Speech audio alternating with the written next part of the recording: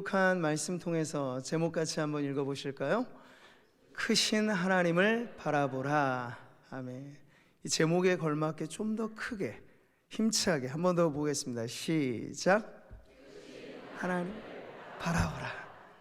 네, 그러한 은혜가 있으시기를 축복합니다. 12월 이제 한 해의 마지막 달입니다. 마지막이라고 하면 뭐든지 좀 마음에 왠지 모를, 그렇죠? 아쉬움도 있고 한 해간 어떻게 살았는가 돌아보면 우물쭈물하나 내 이럴 줄 알았어 하는 그러한 어떤 회한이랄까요?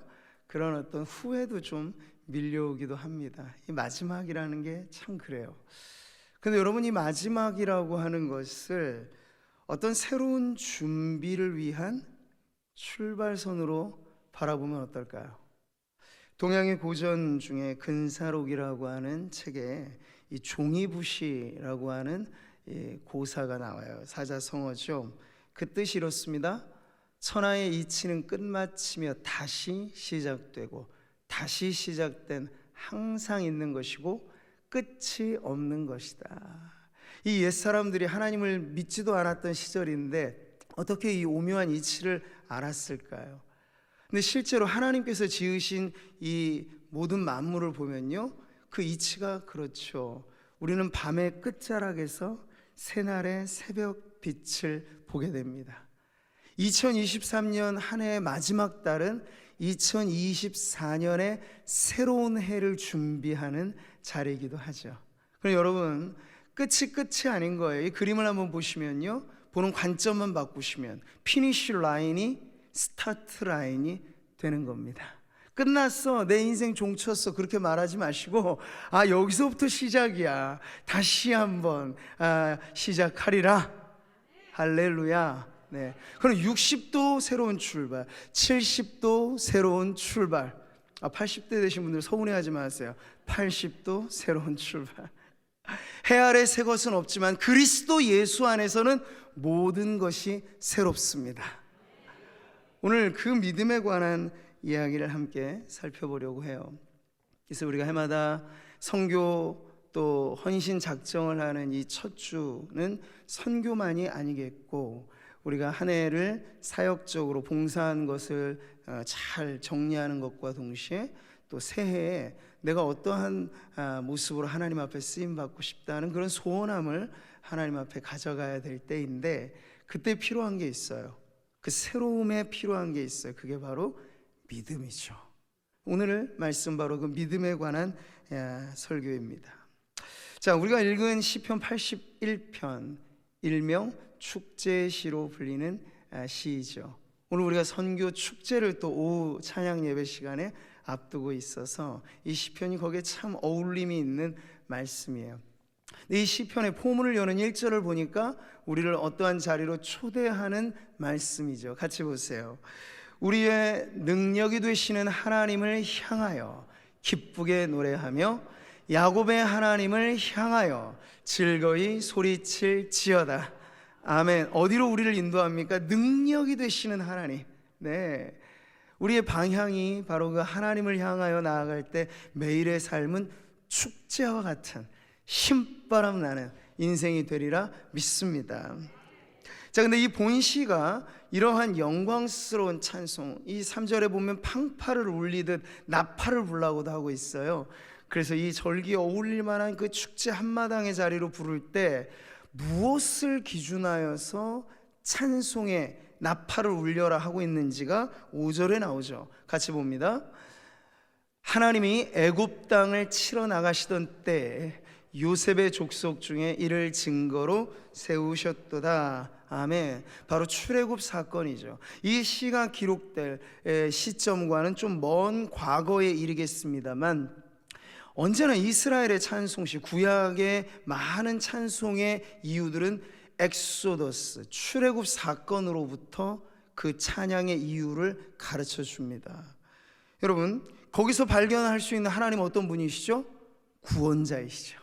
구원자. 여러분 생각해 보세요. 이 구원이라고 하는 건 인간의 역사가 아닙니다. 하나님의 역사입니다.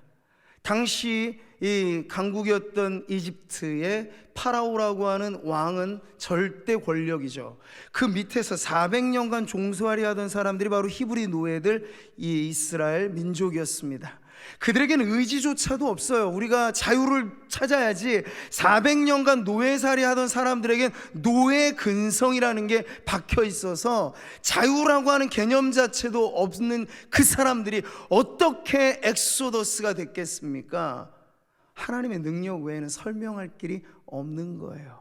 그렇기 때문에 그들은 야, 우리가 자유민이 되었다, 하나님의 백성이 되었다, 이건 내가 잘해서 내가 만들어 놓은 역사야, 실말 그런 것을 말할 수 없도록 하나님의 위대한 구원 사역을 일깨우면서 그에 걸맞은 반응으로서 찬송을 나팔을 불듯 외치라고 이렇게 가르쳐주고 있는 것이죠. 사랑하는 성도 여러분, 오늘 우리의 하나님은 어떤 분이십니까? 죄와 사망으로 죽을 뻔한 우리를 살리셨다고 하나요? 아니요. 죄와 허물로 죽었던 너희를 살리셨다고 말씀하고 있습니다. 구원에 관한 우리는 의지조차가 없는 인생 아닙니까? 그것도 일종의 영적인 노예 근성이겠죠. 이런 우리들에게 복음의 밝은 빛이 비춰져서 야, 너는 죽지 않아야 돼, 영원한 생명이 내 앞에 있어. 어떻게 해요? 예수 그리스도를 믿음으로. 구원의 새 출발을 하실 때 그 역사는 전적으로 하나님의 역사예요. 내가 믿어, 내가 구원받아, 내가 인생의 결론을 짓는다, 이게 아니고 오늘 저와 여러분의 구원의 역사도 시작도 하나님, 이루시는 과정도 하나님, 결론은 내가 맺습니까? 아니요, 결론도 하나님.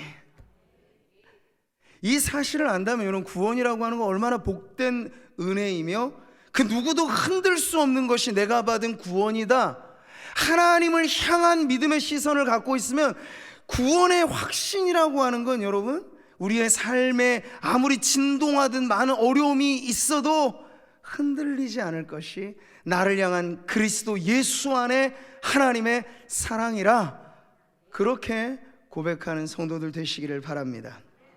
그런 주님이 우리를 초대하시는 거예요. 나와 함께 가자. 내가 이루는 이 위대한 역사에 내가 너를 쓰기 원한다. 이게 교회를 섬기는 모든 원리예요. 사랑하는 성도 여러분, 교회의 사역 여러분의 부담이 되신다면 그건 믿음으로 그 일들을 감당하지 않기 때문에 그래요.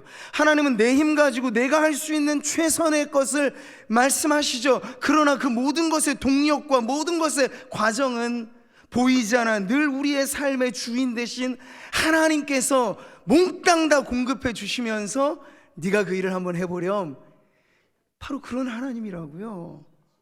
그럼 여러분 걱정하지 마십시오. 그럼 부담 갖지도 마십시오. 하나님의 사역에 우리가 쓰임받는 것은 축복입니다. 그러니 기뻐하시기 바랍니다. 와, 하나님, 이 놀라운 하나님의 역사에 저를 초대하시고 제가 감히 누구간데 하나님과 동역할 수 있도록 몸된 교회 안에 이러한 직분 주시고 섬김의 자리 주시니 감사합니다 하는 그런 마음으로 여러분, 헌신하는 어떤 것이 우리에게 올 때 기회로 삼고 그 기회를 붙잡는 믿음이 있으시기를 축복합니다. 저는 선교를 생각할 때마다 기막힌 이 선교의 구절, 시편의 이 아름다운 말씀을 늘 떠올려요. 이 말씀이 어떤 구절입니까? 같이 읽어보시죠. 땅의 모든 끝이 여호와를 기억하고 돌아오며 모든 나라의 모든 족속이 주의 앞에 예배하리니 나라는 여호와의 것이요 여호와는 모든 나라의 주제심이로다. 아멘.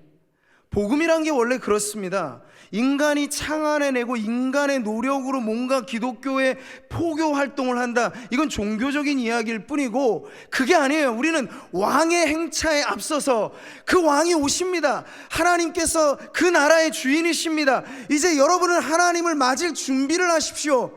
왕이 오십니다. 그 왕의 행차를 열어가는 것이 여러분 복음의 전파입니다. 선교는 문화를 달리해서, 언어를 달리해서 더 먼 곳에까지도 이 왕의 행차를 선포하는 일이기 때문에 근본 다르지 않아요. 우리가 이 복음으로 하나님의 역사를 선포하는 일이 바로 영광스러운 선교인데 그 시작도 누구요? 하나님. 이 일을 이루시는, 땅의 모든 끝이 어떻게 돌아올까? 지금도 인간적으로 생각하면 걱정되죠. 야, 지금 이 세상에 돌아가는 일을 보아하니 교회는 위축되고 선교도 잘 안 되는 것 같은데 과연 우리 주님 오실 날이 언제나 될까? 그건 인간적인 걱정이고요. 하나님은 하나님의 때, 하나님의 방법으로 하나님의 일을 이루십니다. 그 일에 다만 누가 함께 하겠는가를 찾으시는 거예요. 그 주님이 찾으시는 한 사람 한 사람이 오늘 예배하는 여기 이 자리에 있는 우리 청년들, 이 자리에 함께 우리 성도들 되시기를 축복합니다. 그럴 때 우리가 하는 것은요, 뭐 애쓰고 우리끼리 해가지고 막 힘들고 그런 선교가 아니고 영광스러운 선포예요. 계시록에 나와 있는 그 외침과 같이 한번 외쳐볼까요? 구원하심이 보좌에 앉으신 우리 하나님과 어린 양에게 있도다.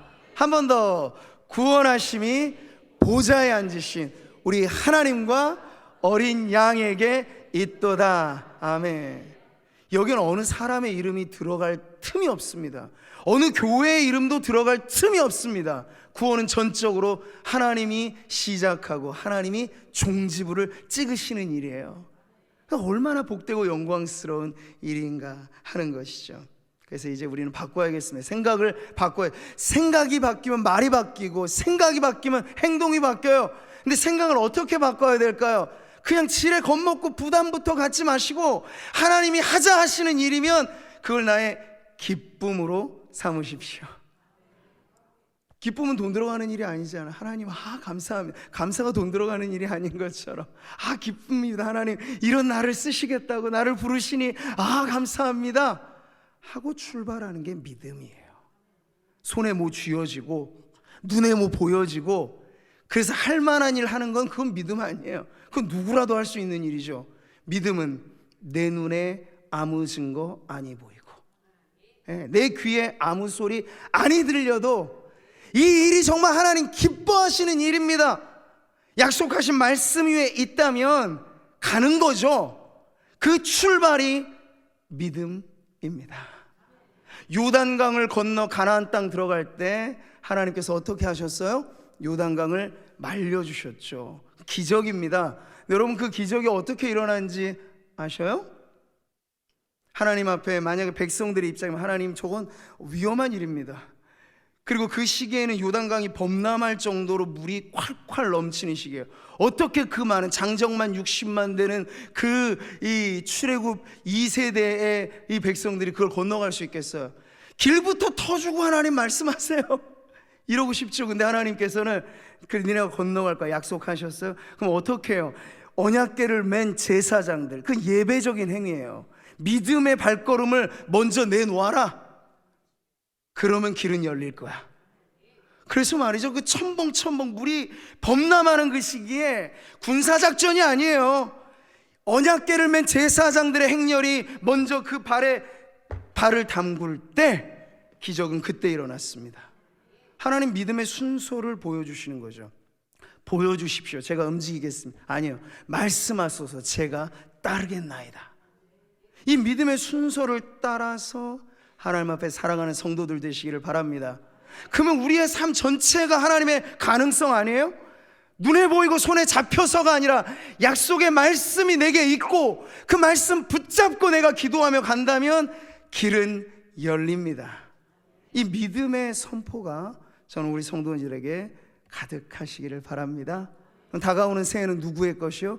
바로 그런 믿음으로 걸어가는 성도들의 삶이 될 것입니다. 자, 이런 믿음 너무나 중요하죠. 모든 새로운 변화의 역사는 다 믿음의 역사였습니다.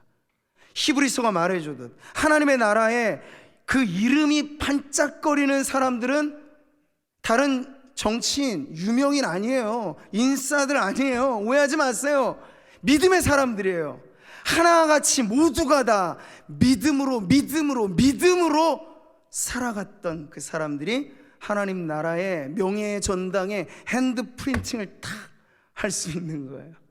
그 믿음이 그러니 중요하니 이 믿음을 우리가 어찌 가질 수 있을까? 이게 우리의 질문이겠죠. 오늘 말씀에 바로 그 답이 나옵니다. 81편에서도 우리가 본문으로 읽었던 18절부터 13절의 말씀을 보니까요, 시작과 마침의 강조가 똑같더군요. 우리 8절의 말씀 같이 읽어보세요. 내 백성이여 들으라, 내가 내게 증언하리라. 이스라엘이여 내게 듣기를 원하노라. 13절입니다. 내 백성아 내 말을 들으라, 이스라엘아 내 도를 따르라. 아멘. 이 강조점이 뭔지 아시겠죠? 들으라, 들으라, 들으라. 뭘요? 세상 잡다한 소리들을 아니요, 하나님의 말씀을 들으라. 그 말씀은 하나님이 우리에게 주신 굿뉴스가 이 세상의 소식들과 전혀 차원이 다르다는 걸 아셔야 돼요. 하나님은 말씀하시면 그대로 이루시는 분입니다. 없는 것에서 있는 것을 만드시는 분이세요. 그분이 내 인생을 그 손에 쥐고 내게 말씀부터 하시고 그 말씀에 내가 믿음으로 성큼 발을 내디디면 아무런 일이 안 일어날까? 아니요, 그 삶의 역사가 일어나게 됩니다. 이게 하나님의 방식이에요. 우리로 하여금 하나님의 말씀에 귀 기울이게 하면서, 하나님의 말씀에 귀 기울이지 않으면 여러분 지금 모든 정보가 소음이 될 정도로 꽉 차 있는 이 세상에 여러분의 소스는 뭡니까? 유튜브에서 나오는 어디 출처도 알지 못하는 그러한 영상들, 신문에서 늘, 신문은 뉴스를 통하여 뉴스를 덮어버리는 방식이죠. 언제나 대서특필하면서 사람들의 관심과 이목을 집중시키면서 상업자들과 손을 맞잡는 게 이 세상의 언론과 이 모든 것의 패러다임입니다. 뉴스가 뉴스를 덮어버리는 이러한 세상에 뉴스의 공장들이 이제는 한 개인이 미디어의 출처가 되는 이러한 세상에 여러분, 그 소식들에 귀 기울이다가는 우리의 인생을 낭비할 수밖에 없고, 하나님은 그 많은 소리들에 귀 기울이라고 하지 않으세요. 오직 어제나 오늘이나 영원히 변함없으시. 그래서 우리는 그 말씀을 진리라고 하는, 그 진리의 말씀에 귀 기울이라고 하시는 거예요. 거기서 어떤 결과가 일어나기 때문에요? 믿음이 생기죠. 믿음은 희한한 거예요, 여러분. 여러분이 하나님을 믿노라라고 말했을 때 그 믿음이 어디서부터 생긴 걸까? 성경에 말씀하고 있습니다. 그러므로 믿음은 들음에서 나며 들음은 그리스도의 말씀으로 말미암았느니라. 아멘. 콩나물 시루에 물을 무진장 붓잖아요. 근데 그게 시루 밑에가 다 구멍이 뚫려 있어서 줄줄 셉니다. 그걸 보면은 모르는 사람이 이거 왜 물을 저렇게 막 부어서 줄줄 새도록 할까? 근데 콩나물 시루에 쏟아지는 그 물에 어느샌가 자기도 모르는 새 콩나물이 자라가는 그 모습처럼, 오늘 우리가 이 자리에 앉아서 믿음을 갖고 있는 건 우리들이 계속해서 교회와 그리고 개인의 삶에서 말씀을 보고 듣고 묵상하고 주야로 음미하고 그 말씀이 우리의 영혼에 마치 내려지는 물처럼 계속 주어질 때 우리도 모르는 새, 아 그렇구나, 아 정말 그렇지 하는 그 믿음을 갖게 되는 거예요. 그러니 사랑하는 성도 여러분, 여러분의 믿음이 조금 더 성장하기를 바라십니까? 여러분의 믿음이 조금 더 강하기를 원하세요? 길이 없는 게 아니에요. 방법이 없는 게 아니에요.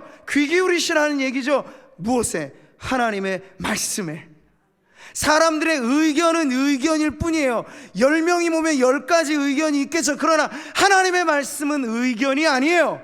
하나님의 말씀은 진리입니다. 우리가 그 말씀에 마음을 드리고, 하나님 말씀하셨으니 그대로 이루실 줄 믿나이다. 바로 그 자리에서 역사가 시작되고 이어지게 되는 것이죠. 자, 그런데 오늘 본문의 말씀에는요, 이렇게 팡파레를 울리듯 찬양의 자리로 인도하면서 그 절기에 어울리는 축제의 시 안에는 안타까움이 서려 있어요. 뭐냐면 들으면 살고 잘 들어야 잘 믿는데 과연 이스라엘 백성이 어찌하였는가 보니까 11절에 이런 안타까움이 있죠. 내 백성이 내 소리를 듣지 아니하며 이스라엘이 나를 원하지 아니하였도다. 아멘. 이들이 누구입니까? 하나님께서 노예살이하던 사람들 건져내셨어요. 그래서 살만하게 하셨어요. 자유민이 되게 하셨어요. 신의 산에서 율법도 주셨어요. 하나님의 법대로 살라고 가르치셨어요. 근데 그들의 40년간 광야 세월을 보니까 1세대 출애굽한 사람들에게서부터 불신이 나오는 거예요. 못 믿겠다는 거죠. 약속의 땅을 정탐하고 와고 나서 12명 중에 10명이나 자그마치, 비율로 따지면 과반수 3분의 2가 넘는 수가 그 땅을 악평해버리는 거야. 그 땅을 우리를 집어삼키는 땅이라. 거기에 거인족들에 비하면 우리는 메뚜기에 지나지 않는다. 여호수아 갈렙 제외하고는 모두가 다 하나님의 약속의 땅을 오히려 폄훼하고 악평하는 불신의 죄를 누가 지어요? 출애굽한 1세대 백성들이 짓습니다. 여기에 이 말씀에 그 안타까움이 담겨 있는 거예요. 들으면 살고 잘 들으면 잘 믿을 수 있는데 문제는 그들이 하나님의 말씀을 듣지 않고 군중의 소리에 귀를 기울인 거예요. 하나님의 말씀보다도 사람들의 의견에 선동이 되는 거예요. 그래서 그들의 행로가 어떻게 되죠? 40년 광야라고 하는 건 중립적인 지대입니다.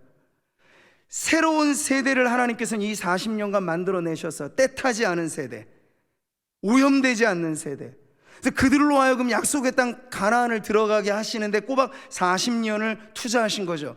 근데 그 새로운 믿음의 세대를 일으키는 그 40년은 믿음 없이 살아갔던 세대들은 모두가 다 광야에서 매장되도록 하였던 심판의 의미가 그 안에 있었습니다. 잘 들으면 살고 안 들으면 못 사는 것이 하나님의 백성의 결정적인 운명이라는 걸 하나님께서는 그 광야의 40년을 통해서 보여주신 것이죠. 근데 여러분, 이 광야라고 하는 곳에서 많은 사람들이 심판을 받아 죽었을 때 그들이 걱정하던 방식대로 죽지는 않아요. 그들은 뭘 걱정했습니까? 먹고 사는 걸 걱정했어요. 이 광야에서 누가 우리를 먹여 살릴 것인가? 근데 여러분, 신명기의 말씀을 보니까요, 놀랍죠? 이 40년 동안에 내 의복이 헤어지지 아니하였고 내 발이 부르트지 아니하였도다. 기막히게 하나님께서는 만나로서 그들을 먹여주셨고, 그리고 때 따라 반석에서 물이 나게 하셔서 광야에 샛강이 흐르듯이 그렇게 먹고 마시고 사는 일에 있어서는 누구도 그것 때문에 죽어가지 않도록 하나님 지켜주셨어요. 그럼 광야에서 심판받은 사람들은 무엇 때문에 멸망한 것입니까? 믿음 없음이죠. 그러니까 인간의 근본 문제가 무엇이라는 걸 너무나 분명하게 가르쳐 주시는 거예요. 우리는 오늘날에도 내 삶이 광야와 같다고 하소연합니다. 환경의 광야, 경제의 광야, 뭐 관계가 지긋지긋하고 힘든 그 관계가 광야 같고 고난이 광야 같고 이렇게 여겨질 때 우리는 환경을 도피처로 해서 신앙의 문제를 환경으로 탓할 수 있겠습니다만 아니에요. 환경 때문에 망하는 것이 아니라 우리의 믿음 없음이 우리의 인생의 가장 심각한 문제라고 하는 사실을 옛세대, 광야의 세대, 이스라엘 민족을 통해서 오늘 하나님은 이 말씀을 우리에게 주시는 것이죠. 이 말씀을 우리에게 들려주시는 이유는 분명합니다. 오늘을 살아가는 저와 여러분은 그렇게 살지 않기를 바라시는, 그럼 어떻게 살라는 얘기죠? 믿음으로 살아가라. 그 말씀이에요. 그 믿음. 예수님께서 타신 그 배가 제자들과 함께 디베라 바다, 너무나 커서 바다라고도 불렸던 그 호숫가에서 풍랑이 이는 그 밤에 정말 칠흑 같은 어둠 속에 풍랑이 일고, 그래서 급기야는 배가 쪼개질 것 같은 위험 속에, 근데 예수님은 고물에 편히 누워 계시는 그 상태예요. 예수님이 가장 가까이서 내 옆에 있는 상황에 제자들의 반응이 어땠죠, 여러분? 죽겠다고 아우성을 칩니다. 예수님을 급기야는 막 흔들어 깨우면서 주여, 주여, 우리를 구원해 주십시오. 우리가 죽겠나이다. 이게 예수님에게 어울리지 않는 말인데, 예수님 우리를 구원하기 위해 이 땅에 오셨고 우리를 살리시기 위해 오신 분인데 그분이 우리를 마치 죽이시기나 할까 싶어서 걱정이 이만저만 아니한 마음으로 예수님 흔들어 깨우죠. 예수님께서 행로에 지쳐 피곤하여 주무셨던 그 잠을 깨고, 예수님의 대처는 너무너무 단순했죠. 잠잠하라. Be quiet. 잠잠하라. 그랬더니 그 한 말씀에 거친 파도가 잔잔해지고 거센 바람이 잠잠해지죠. 성경의 이 말씀을 여러분은 신화로 생각하십니까? 이것은 그냥 성경이라고는 종교적인 경전에 쓰여진 말이다 라고만 생각하면 우리는 하나님을 아직 제대로 못 믿고 있는 거예요. 하나님께서 이 모든 만물의 주인이신데, 말씀으로 이 모든 걸 지으셨는데, 하나님의 말씀에 어긋나는 것들을 하나님의 말씀으로 명하시며 그게 왜 제자리로 안 돌아오겠습니까? 하나님이 믿어지면 이 성경에 나오는 모든 역사 그대로가 전에만이 아니라 오늘도 내 삶의 일렁이는 풍랑도 주님 한 말씀 하시면 잠잠해질 것입니다. 근데 문제는 다른 곳에 있어요. 환경은 한 말씀이라도 잠잠해져요. 그 순간 변할 수 있어요. 그런데 문제는 다른 데 있어요. 뭐죠? 예수님께서 그 제자들에게 이런 말씀을 하시는 거예요. 예수께서 이르시되 어찌하여 무서워하느냐, 믿음이 작은 자들아. 이런 말씀 읽을 때 좀 뜨끔거리시지 않아요? 저는 좀 뜨끔거리는데요. 내가 지금 그 제자로구나. 나는 지금 일렁이는 물결은 보는데 그 안에 내 삶의 주인 되신 예수님을 나는 지금 왜 바라보고 있지 않지? 예수님은 나를 살리시기 위해 이 땅에 오셨고, 예수님의 한 목숨 다해 나의 영원한 생명을 주셨는데 내가 왜 초조해하고, 내가 왜 근심하고, 내가 왜 걱정하지? 내 삶의 역사를 지금 내가 쓰려고 하고 있구나. 그 펜대를 빨리 주님께 옮겨드리고, 주님, 내 인생의 역사는 당신이 쓰시는 역사가 되어야 하겠습니다 하면, 여러분, 그 고요함은 물결만이 아니라 우리의 마음 안에 깊은 평강으로 내 영혼 평안해, 내 영혼 평안해, 내 영혼 평안해. 내 평생에 가는 길 순탄하여 늘 찬찬한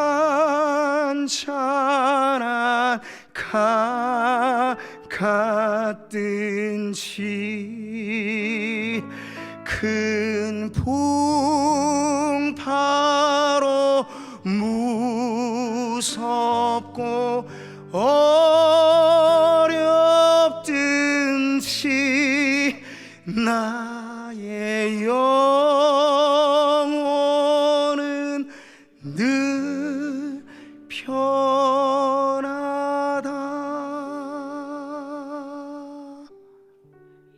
할렐루야. 이 찬송을 작시했던 찬송 작가는 흉흉한 바닷물결의 그 파도 속에 사랑하는 자녀들이 수장되는 고통을 경험했던 끔찍한 비극과 그 사건의 주인공이었습니다.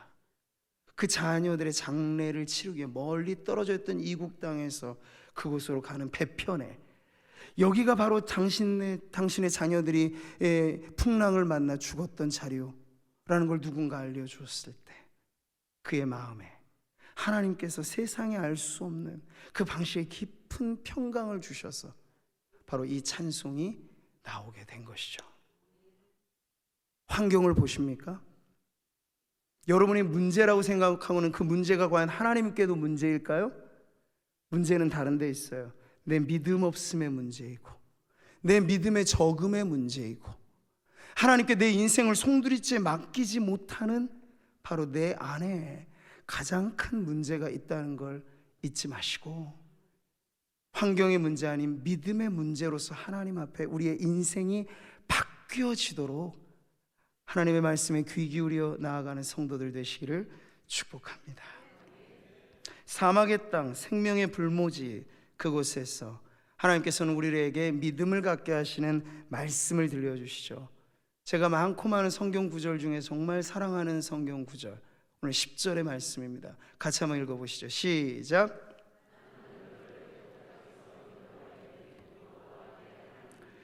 내 입을 크게 열라 내가 채우리라. 내 입을 크게 열라 내가 채우리라. 이 성경을 읽는데도 크게 안 열리시는 분들이 계세요. 크게 열라 내가 채우리라. 고아들의 아버지라 불렸던 조지 밀러, 그 당시에 엄청난 고아원 사역을 감당했습니다. 무슨 제대로 된 스폰서, 기업의 후원, 그때 당시엔 생각조차 못할 일이죠. 그러나 하나님이 시키셨기 때문에 과감하게 믿음으로 그 사역을 시작하면서, 어려움이 왜 없었겠어요? 그냥 뭐 늘 순풍에 돛단 듯이 갔겠습니까? 당장 많은 고아들의 다음 끼니조차 먹여줄 게 없을 정도로 다급한 문제가 막 터지는 거예요.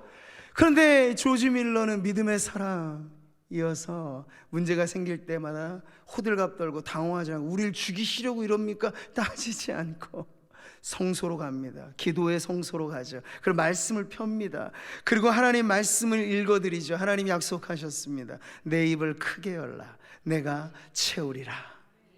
그래서 믿음으로 주님 앞에 기도하는 거예요. 그리고 말씀드리는 거죠. 하나님, 제가 고아원을 운영하는 것 같지만 이 고아원의 실주인은 하나님 아니십니까? 하나님은 말씀하시기를 고아들의 아버지라고 말씀하셨습니다. 그러니 당신의 자녀들이 굶게 하시면 안 될 줄 아오니 주여 우리에게 먹을 것을 주십시오 하면요, 당장에 안 보이던 먹거리들이 기가 막힌 방식으로 하나님께서 공급해 주시는 거예요. 하나님은 조지 밀러와 같은 믿음의 위인들의 하나님이시기만 하고, 오늘 저와 여러분의 하나님은 아니실까요? 사랑하는 성도 여러분, 믿으십시오. 그 하나님이 우리의 하나님입니다. 다만 차이가 있다면, 그가 가졌던 그 믿음을 오늘 나는 왜 갖지 못하는가? 믿음이라고 하는 걸 여러분 수학 공식처럼 어렵게만 생각하지 마세요. 의외로 믿음은 단순한 것입니다.